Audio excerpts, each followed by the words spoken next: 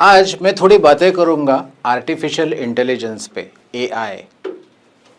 हमको बहुत बार सुनने को मिलता है अल्गोज, एआई, और बार बार यही सुनने को मिलता है। तो मैंने सोचा एक प्रैक्टिकल छोटा सा वीडियो इस पे बना दे, which is going to clear basic doubts for most of the people. हमारा आज का एग्जैक्ट प्रिसाइज टॉपिक रहेगा AI and stock market. How is AI going to affect the stock market? Stock market के लिए एआई कैसे अलग अलग चीज़ें इवॉल्व करके लेके आएगा और हमें एग्जैक्टली अडेप्ट करने के लिए क्या करना पड़ेगा। सबसे पहली बात तो यह है, are we ready for AI? The thing is AI has already arrived.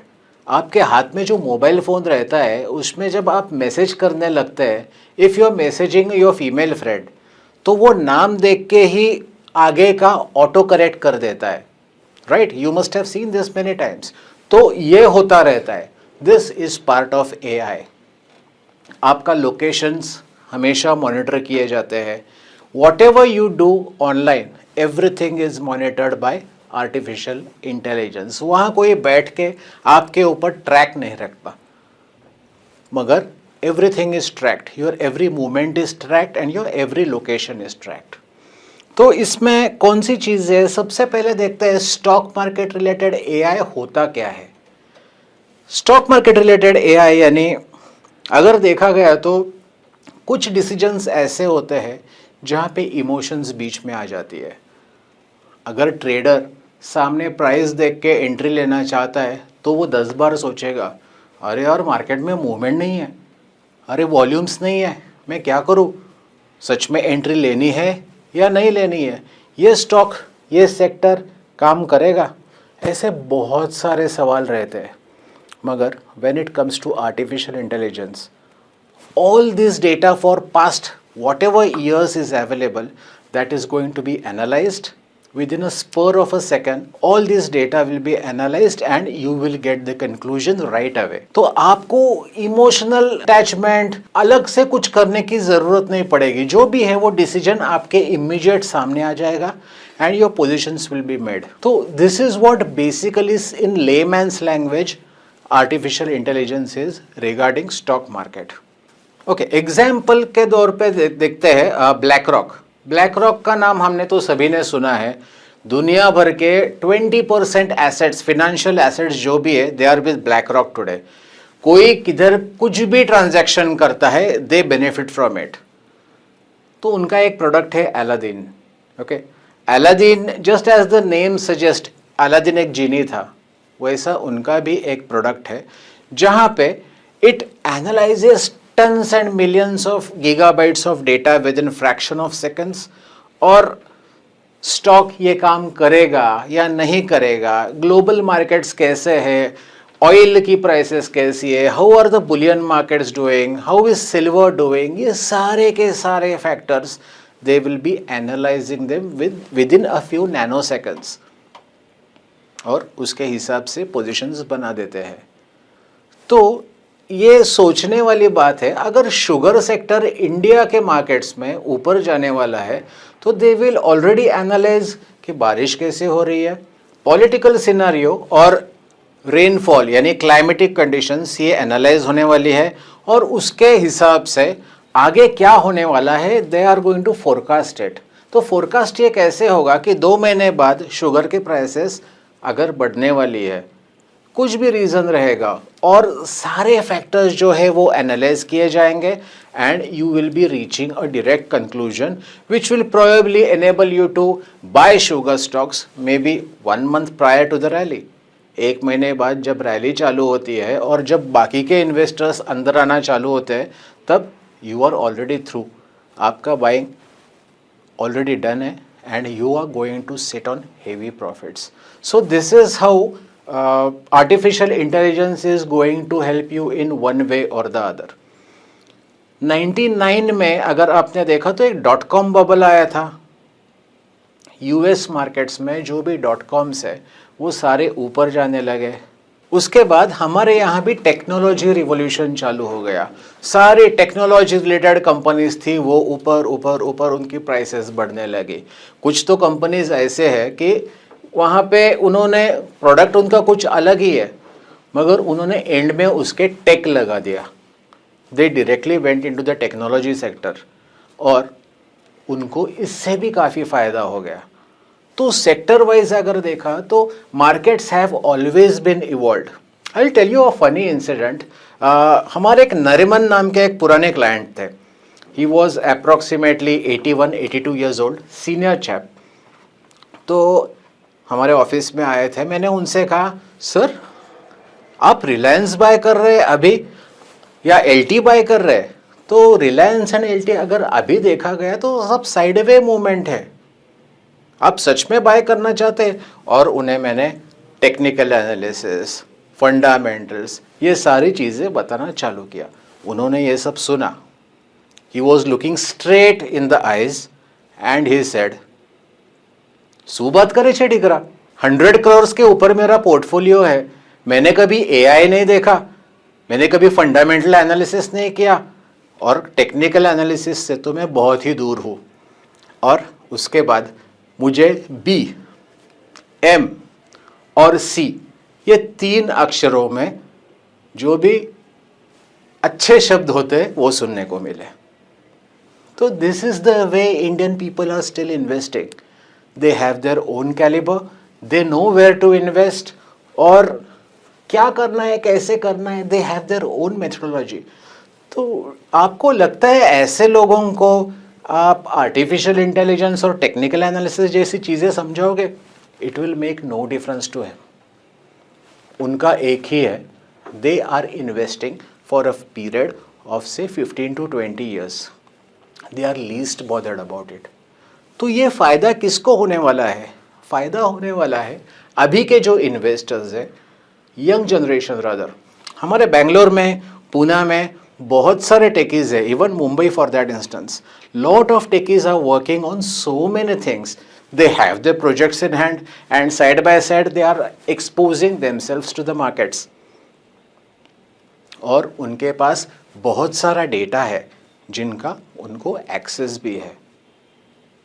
तो they have been analysing certain things and उनके पास जो डेटा कंपाइल होके कंक्लूजन्स आते हैं तो उसमें काफ़ी फ़र्क पड़ता है उनको। They know which sectors are going to make money. पिछली बार ये सेक्टर में जब ऐसे ऐसे हुआ था तब ये स्टॉक्स इतने ऊपर गए थे। Such datas are analysed, compiled and whatever conclusion that comes, that is applied directly to the markets। तो उनको मालूम रहता है कि ये सब चीज़ें जब हो जाती है तो उसके बाद मार्केट इवॉल्व होके कैसे ऊपर चला जाता है। Again artificial intelligence. आज अगर देखा गया तो टेक कंपनीज जो है उनके स्टॉक्स की प्राइसेस, वैल्यूएशंस कहाँ से कहाँ तक चली गई। फॉर एग्जांपल डिक्सॉन देखिए कहाँ पे था और कहाँ चला गया। TCS, these stocks have given lot of returns। तो ये जो है ये पर्सनली स्पीकिंग मुझे बबल लगता है, मगर आई मे बी रॉन्ग। इसमें जो मूवमेंट आई तो वो टेक्नोलॉजी के यूज़ से उन्होंने काफ़ी चीज़ें की, काफ़ी आगे जाने की कोशिश की। और हाँ, सबसे ज़्यादा अभी यूज़ जो होते हैं words, that is blockchain technology, जो क्रिप्टोज में यूज़ करते हैं। वैसे देखा गया तो कॉमन इन्वेस्टर या ट्रेडर को ये ब्लॉकचेन टेक्नोलॉजी समझ में नहीं आती, या ऐसे बहुत सारे पैरामीटर्स है, he has nothing to do with them. तो AI का हमारे साथ एग्जैक्ट क्या रिश्ता है और ये हमें कहाँ लेके जाएगा?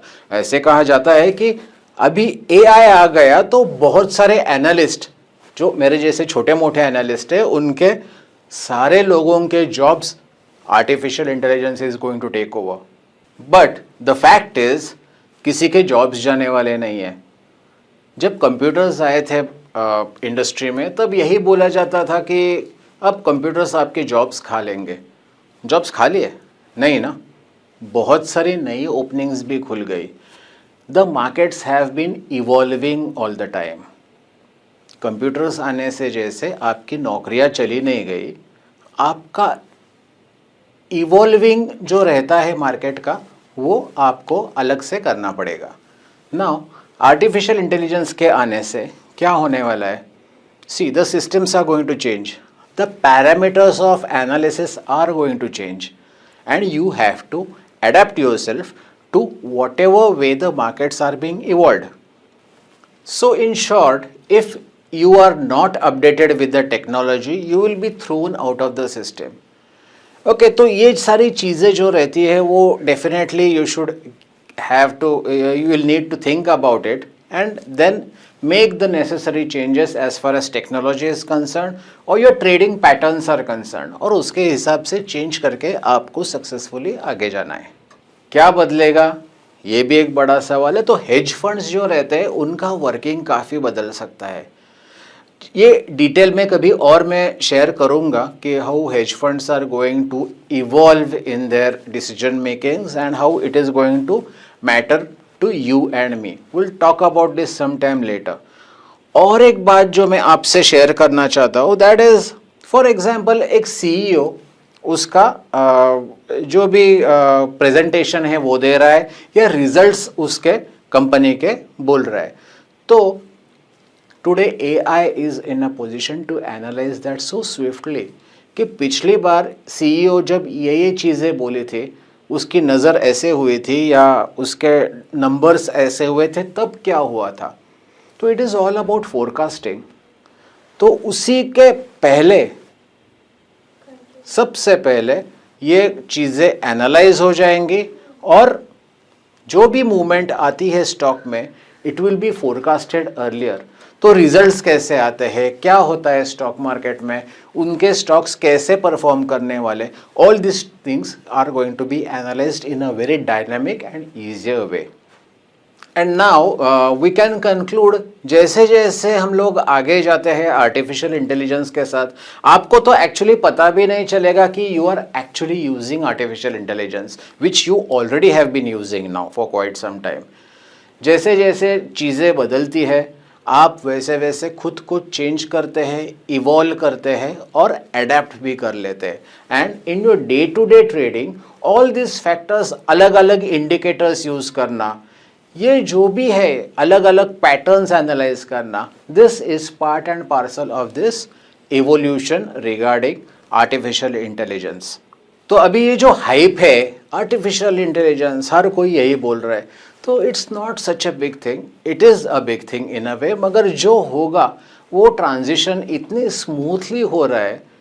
छोटे छोटे बच्चे आज ट्रेडिंग करते हैं, 20-22 साल के बच्चे, जो मैंने पहले भी वीडियोस बनाए उसमें मैंने ऑलरेडी मेंशन किया हुआ है how this kids are trading and they are trading very effectively. They are trading in commodities, they are trading in stock markets, they are trading in options and even the currencies, international currencies. So they have been receiving a lot of exposure for so many things now, and things are certainly better and easier for them as far as earlier days were concerned. So we need not worry about all these things. We are going to adapt ourselves very easily. It is going to be a smooth transition for everybody of us, and that's it. I guess इतनी बड़ी चीज़ भी नहीं है artificial intelligence and stock market का relation. जो भी है वो धीरे धीरे हम लोग एडेप्ट कर लेंगे and will go ahead with this.